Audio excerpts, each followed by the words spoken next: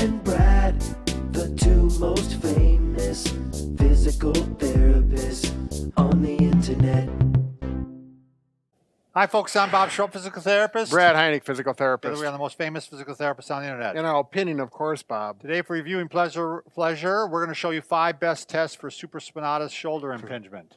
So that is the most common muscle and tendon to be impinged, isn't it? In the shoulder. Yeah, in the shoulder. Right. Yeah, it's the most common. I like to call it the idiopathic cause because this is one of those shoulder things. Oftentimes you don't really know why it happens. It happens over cumulative. It's not like you fell down. It's funny you just said that because I just had a friend who said, yeah, my sister saw your videos and it's like, I don't know how she hurt her shoulder. She just started hurting. Yeah. So I'm like, I'm sure it's an impingement. But if you're new to our channel, please take a second to subscribe to us. We provide videos how to stay healthy, fit, pain-free, and we upload every day.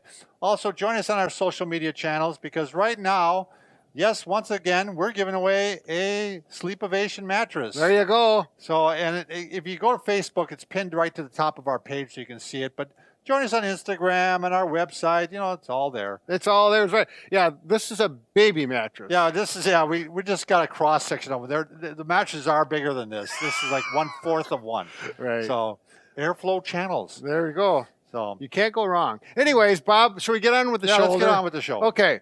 So, impingement, like we mentioned, let's just go briefly with Sam. Where the impingement, like the name says, impinged, things are getting pinched. Yep. There you go.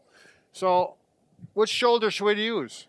Well, you got the blue on there. There you go. So here's the supraspinatus tendon. That's the one we're talking about. Right. The muscle starts actually up here. Right. It fills in this little trough. And then there's a little tunnel right through here. If I can get the pin to go through there, it goes right through there, and then it's part of what lifts your shoulder up. Right, especially out to the side. Right, and then once you get up to the higher range, it doesn't work so much, and then the big deltoids take over. But I think you can see how it could get pinched. Right, so right there, the blue representing that. Now, see that gap in there?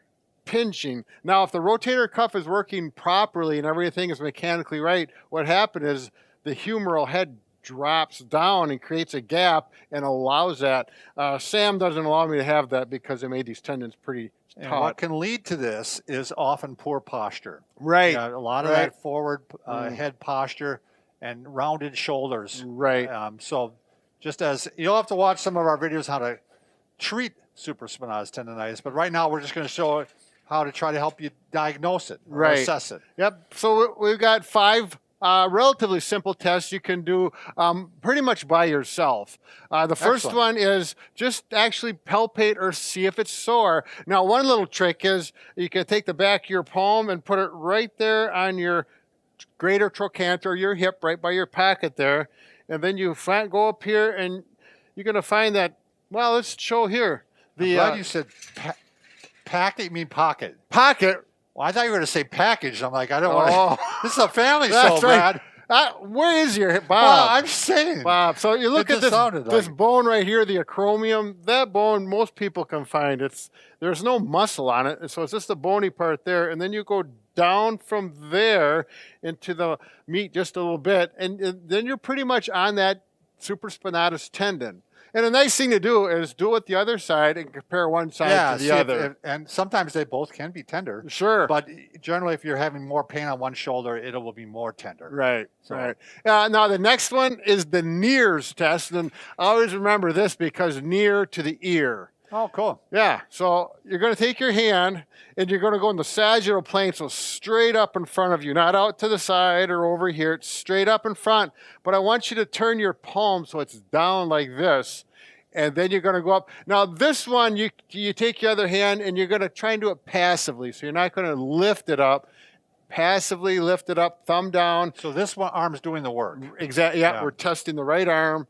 And once you get up past 90 degrees, up in the 120 degree range, if you feel some pain and it starts to hurt right up in here, that's that impingement going on that we showed with Sam.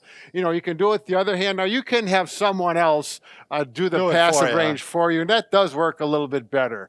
And then you can go to one side and go over. And it's funny because I had impingement on this side. I just feel it just a little bit yet. Even when I Go away. Not too bad now. Okay, so he's got a negative sign. Yeah. If you can go that high and it's not painful, that's negative. Then we'll go to Hawkins. Sure. Now, this one I call Hawkins Kennedy. I took a class by this, a shoulder guru. He just called it Hawkins. But it's the same test. And now this one, you're going to take your elbow in the sagittal plane straight up in front of you to that 90 degree.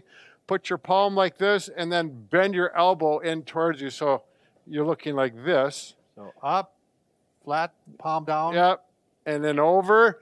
Now, if you think of your elbow being the pivot point, it's not going to move, and then you're going to rotate in. So you can take your other hand and put a gentle pressure down, and you'll feel impingement, some pain right there.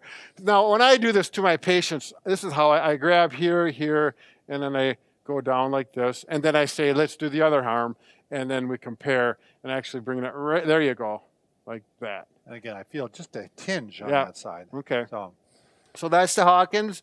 And now this is the one that shall not be named. There's some controversy on the name, but it's a very simple one. Yeah. You can do all by yourself. Right, it's wonderful. If I'm going to test my right shoulder, my right palm goes on my left shoulder.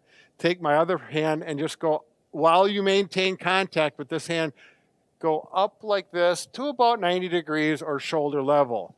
Okay, and then you're going to test the other one. And again, a positive sign is, oh, it hurts. Yeah.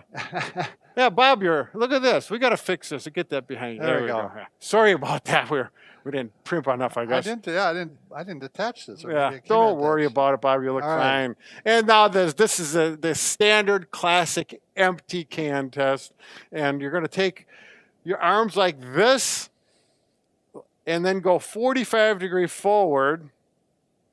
Thumbs pointed down, and I'm going to say do one hand. Start with the right hand or the left, whichever one you want, and you're going to go up. That's called the sagittal plane, okay? And as you go up, when you get up about usually 80 degrees, 90 degrees, you'll start to feel some pain there. If you want to reach over and push down and it hurts more with that, that'd be even more positive. And then test the other side.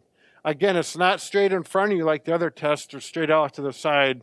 It's in that scaption range. I was going to say more scapular plane, not sagittal. Right. Yeah. So it's scaption. Yeah. Yep. So, and then we're going to go up. Why'd you look at me like that, Liz? Because you said sagittal. She concurs. You said sagittal. Well. Darn it anyway. I got caught again. This is why we help each other. Yeah, that's right. So there's 5 tests. Now, you might be positive or semi-positive, but if you're like a real strong positive and you have a hard time reaching up into the covers. Positive means that it actually hurts when you do these. Right. Yeah. Right. If you were positive on all 5, you probably have impingement. So I was positive probably on 3 of them. And again, I just have the slightest. Right. I don't even notice it during the day now. And your positives, if I was writing this down, I'd say semi-positive because they weren't real strong. Right. So it takes a little practice, but we're doing the best we can to help you out. So if you decide you do have it, go ahead and watch our other videos. Just type in Bob and Brad's supraspinatus impingement or shoulder impingement. Exercises. We're going to give you some great exercises. You better believe it. All right. Wow. Remember, we can fix just about anything except for a broken heart. Are you going to put it up there? Because I watched a video once and there wasn't no heart floating around. Wasn't there? Yeah. Liz, put a heart there. All right. Thanks for watching.